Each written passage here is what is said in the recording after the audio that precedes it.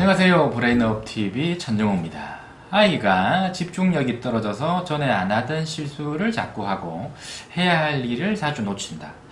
충분히 할 수 있는 일도 귀찮다고 안 하려고 하고 짜증을 부린다. 그리고 수업 시간에 정신이 나간 것처럼 이렇게 멍하니 있다. 혹시 ADHD가 아닌지 걱정이 되어서 검사를 받았는데 정말 ADHD일까요? ADHD인 경우도 있죠. 근데 소아 우울증인 경우도 많습니다. 이 ADHD와 소아 우울증은 나타나는 증상이 비슷한 면도 있어서 가끔 혼동이 생기기도 합니다. 그래서 오늘은 ADHD와 소아 우울증에 대해서 말씀을 드리겠습니다.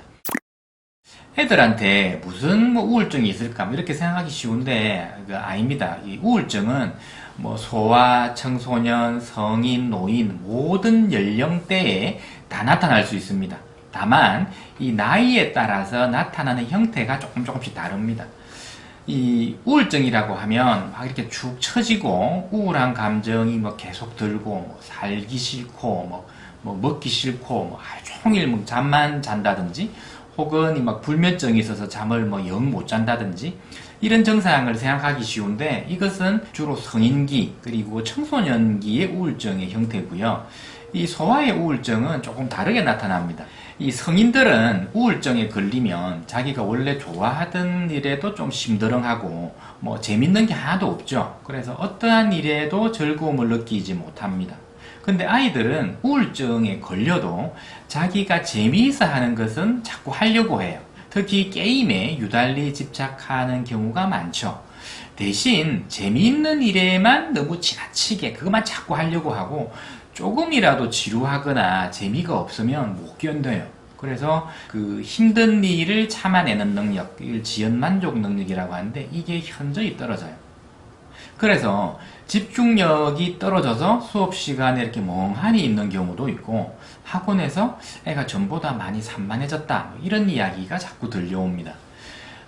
또 성인들의 우울증은 주로 공허함이나 허무함이나 이렇게 자살 충동 같은 그런 심리적인 면으로 많이 나타나는데 반해서 소아 우울증은 학교 가기 싫다고 징징거리거나 혼내서 학교를 보내놓으면 학교만 가면 머리가 아프다, 배가 아프다 그래서 조퇴를 하죠. 그래서 병원에 가보면 아무 이상이 없다고 하는 이런 신체적인 증상으로 나타나는 경우도 많습니다.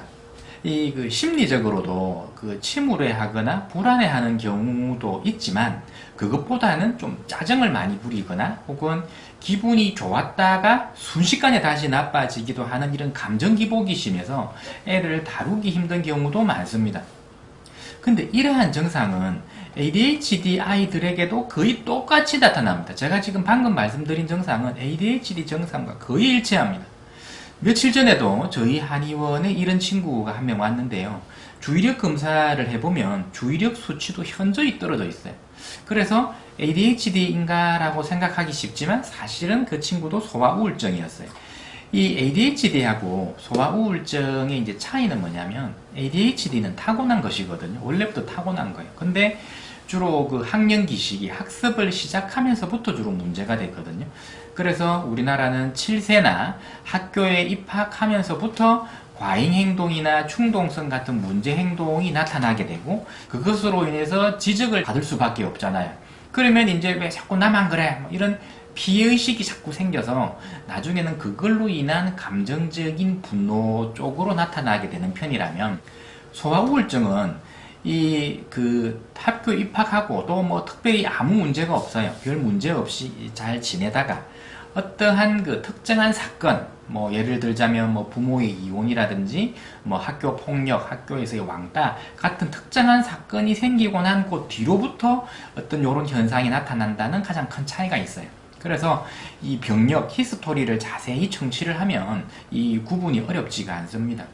그리고 여러 가지 검사를 하는데 주의력 검사에서는 애가 이제 많이 산만하다는 게 나오지만 그 이외의 다른 검사에서는 ADHD와 소아 우울증이 좀 다른 결과가 나오기 때문에 구분하기 어렵지 않아요.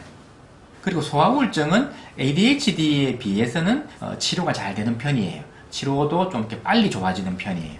근데 그런 점은 좋은 편인데 소아 우울증이 주로 오는 애들은 이 타고난 성격이 원래 좀 내성적이거나 자신감이 부족한 애들한테 잘 와요. 그래서 일단 우울증이 났었다고 하더라도 그러한 부분을 잘 보완해주는 양육을 해주지 않으면 이런 애들은 또 조금만 무슨 일이 생기면 우울증이 좀 재발하기 쉽다는 그런 면은 고려를 해야겠습니다. 자, 오늘은 소아 우울증과 ADHD에 대해서 알아보았습니다. 오늘은 여기까지입니다. 브레인업TV 전종호였습니다. 감사합니다.